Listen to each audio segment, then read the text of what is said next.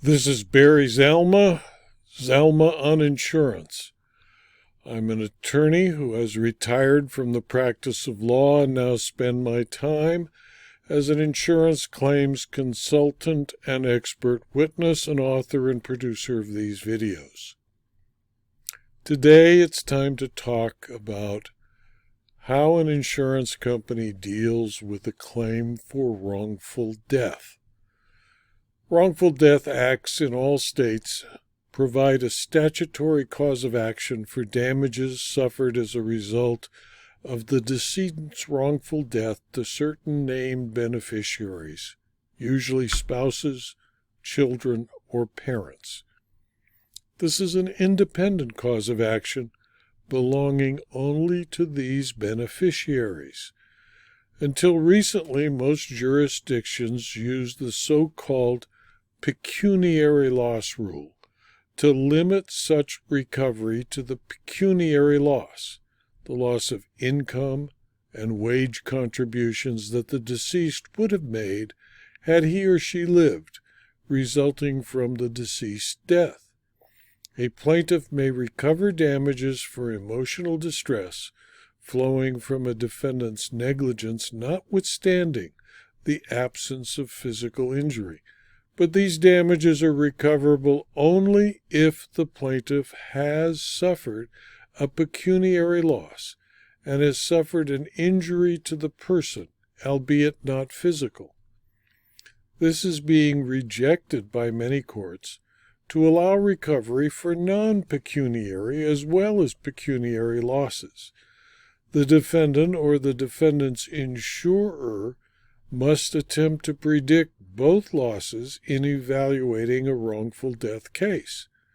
The elements of damages recoverable in a wrongful death case include pecuniary losses, mental anguish, emotional pain, torment, and suffering resulting from the deceased's death, loss of consortium, that is, the relationship between a man and a woman, loss of parent-child relationship, the positive benefits from the love, comfort, companionship, and society of the deceased child or parent, loss of inheritance. While this would seem wildly speculative, some courts seem comfortable in allowing this as a provable and recoverable element of damage, and punitive damages that are available in many states for wrongful death cases if the wrongful death was caused by gross negligence or an intentional tort. In addition to wrongful death damages, most states have a so-called survival statute, which preserves to the deceased's estate any claims the deceased might have had he or she lived. These include the deceased's own pain and suffering, mental anguish, medical expenses, property damage, and exemplary or punitive damages. In some states, the estate of the deceased can only recover the actual damages incurred. The right to general damages, which are seldom quantifiable, die with the decedent. This appears to be the better rule to me, since general damages are clearly subjective and applicable to the person injured only. Once a person is dead, he or she cannot suffer trouble, inconvenience, or pain.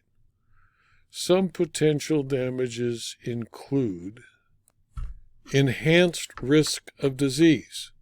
Some courts have held there is no cause of action for a risk of disease that is not provable, but there is a cause of action for mental anguish associated with fear of the disease.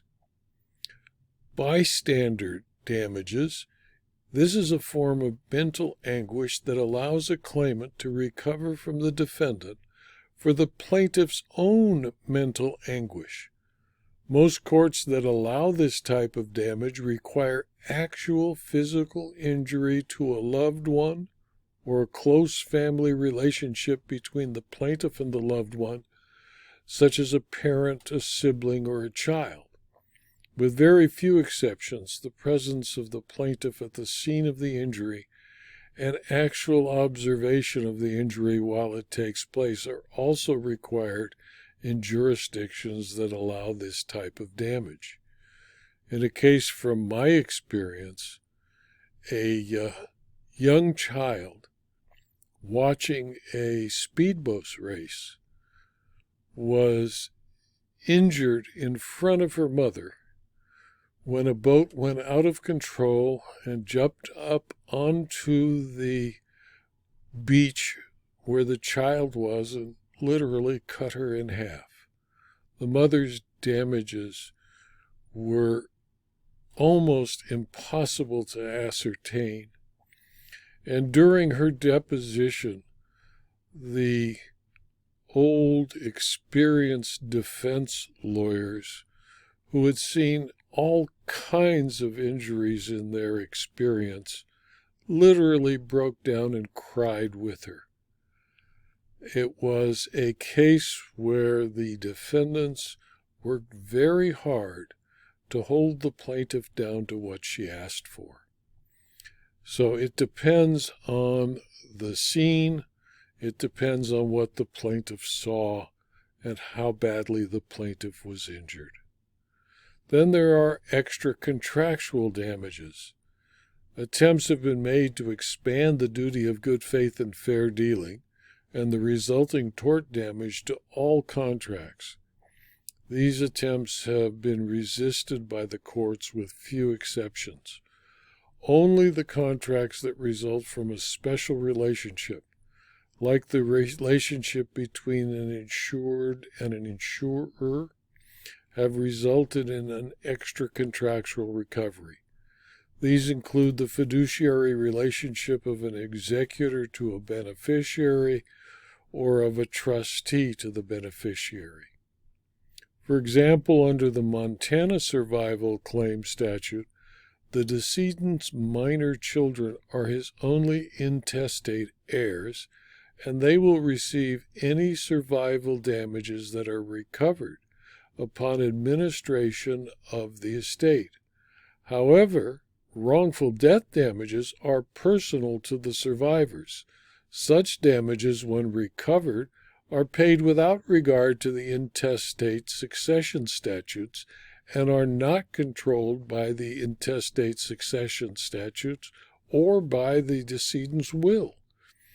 There is no statutory prohibition of parental claims. Montana courts have approved wrongful death claims by survivors other than the decedent's intestate heirs. Analysis of the rights of people for wrongful death did not limit loss of consortium claims for deceased adult children to parents who were intestate heirs and implicitly approved parental recovery of damages for grief, sorrow, and mental anguish. Therefore, parents are entitled to recover wrongful death damages, including damages for grief, sorrow, and mental anguish. Such damages are personal to them as parents and survivors, but would be pursued by the personal representative of the estate in one action, along with all other claims. If the action proceeds to trial and damages are awarded, the district court will apportion the wrongful death damages among the claimants. When a wrongful death action is prosecuted, the damages are returned by general verdict covering all the heirs involved. The jury is not given the duty of ascribing so much to one heir and so much to another. Rather, the trial court, after the verdict, is given the task of allocating the money damages. Finding it is illogical to allow punitive damages in personal injury actions, but not in wrongful death actions, the Indiana Court of Appeal refused to perpetuate the adage that it is cheaper to kill than to maim with regard to general wrongful death actions. Accordingly, punitive damages are recoverable in wrongful death actions brought in Indiana to the same extent that punitive damages are available in personal injury actions. When I was a young adjuster, it was rumored, although never told honestly, that when a person was run over by a bus and was recovering, it was the instruction to the bus driver to back up and make sure he died, because the damages would be less for the wrongful death than for massive injuries and recovery in hospital. This probably was not true, but it is something that was considered 50 years ago when I was a young claims adjuster. A judgment for damages to property would be in favor of the personal representative of the decedent's estate, but a recovery of damages for wrongful death, while in the name of the personal representative, would be for the next of kin of the decedent. A wrongful death claim belongs to the surviving spouse, not the deceased's estate. Survivors have an independent claim based upon the wrongful death of a child. Their claim is separate and distinct from the claims of the estate, to which the tort victim's claims have passed under a survival statute. The wrongful death action is separate and distinct from the survival action.